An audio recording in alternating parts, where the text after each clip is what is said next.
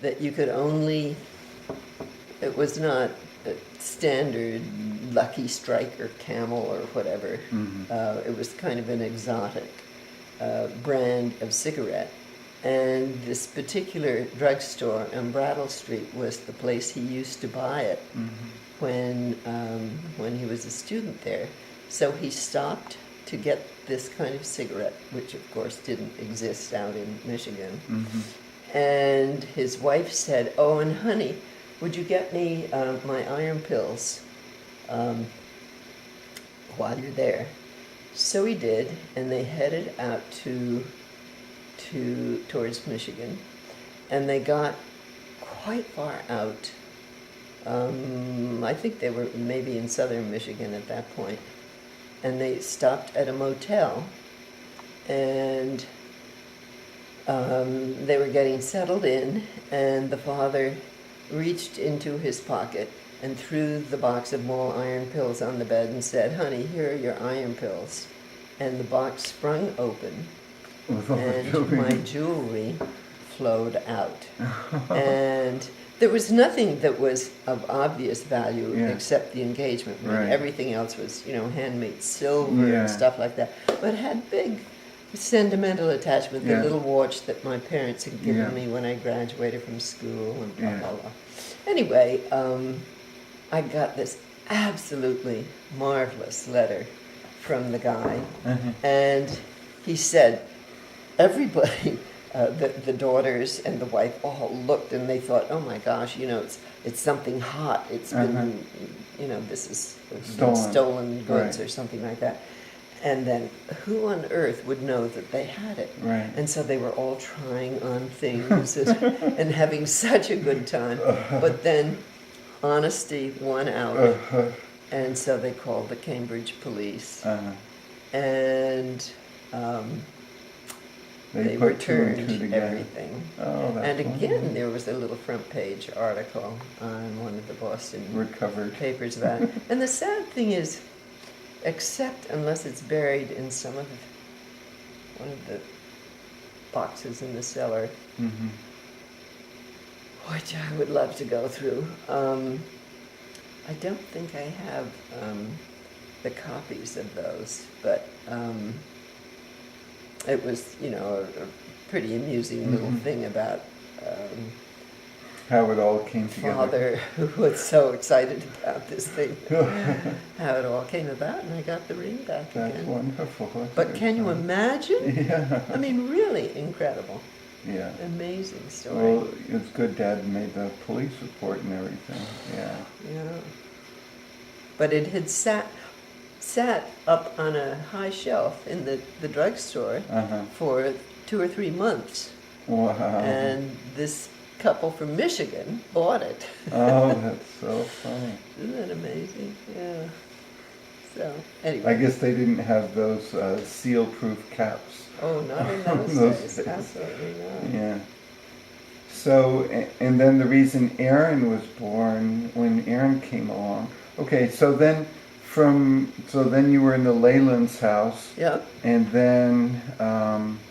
then you gave some notice to a real estate person who found. Well, we had, Blake Sabine, who was married to Thea Cabot, being one of the Cabots of the Dublin, that whole family, bunch of the Brushes, the Cabots, the whatever, that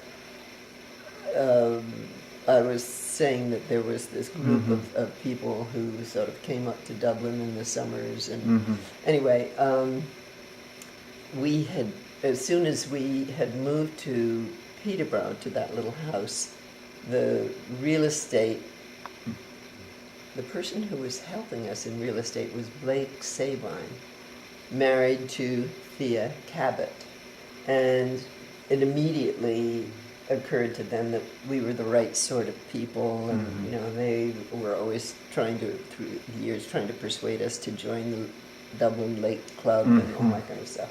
Anyway, very nice people, but really pretty conservative, and I'm sure very, very Republican. Anyway, kind, nice people, and in fact, just last Sunday at a friend's house in Peterborough, I had lunch with them. Mhm.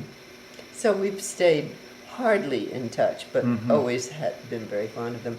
Anyway, we had, when we were living in Peterborough, renting this house, we'd made a list of what we wanted in a piece of land, and Dad and I thought what we would be doing was digging the foundations and pouring the cement and building our own Right. dream house and doing all the work ourselves. But we made this great big long list of what we wanted in a piece of land. You sure I haven't said all this before? Briefly, you said you wanted land, but Yeah, you so didn't we tell me were the looking story for about a piece of land, and it had to have open meadows and deep woods and Right.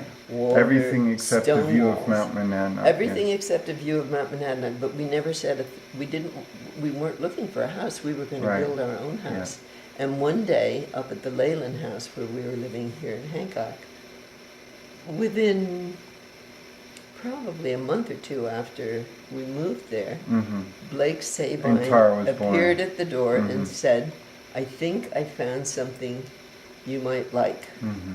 And so we got in the car with him, and he said it has all the features you required, but it has two things not that you The view of required, and Mount one was the Monadnock view of and the Monadnock, and the house. other was the house. Yeah.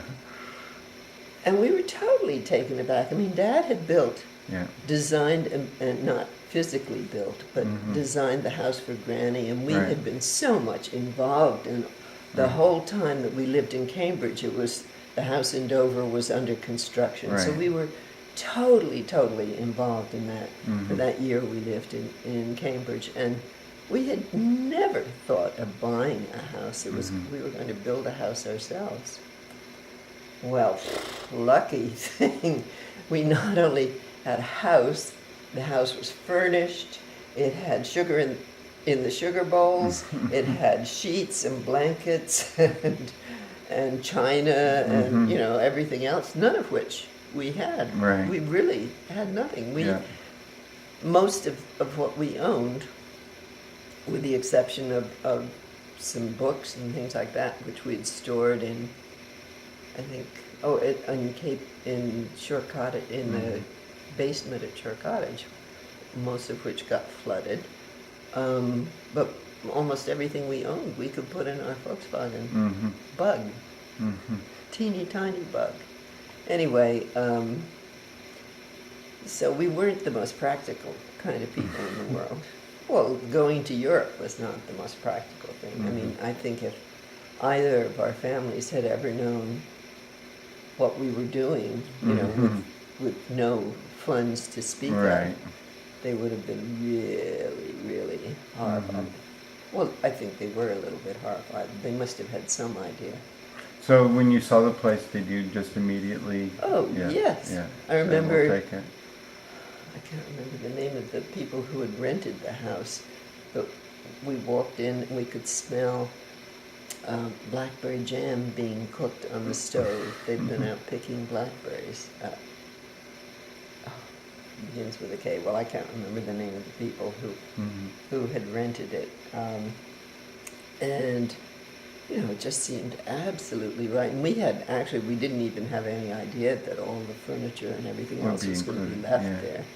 But and that valley was so beautiful. And of course, in those days, there was a spectacular view of Monadnock, which is really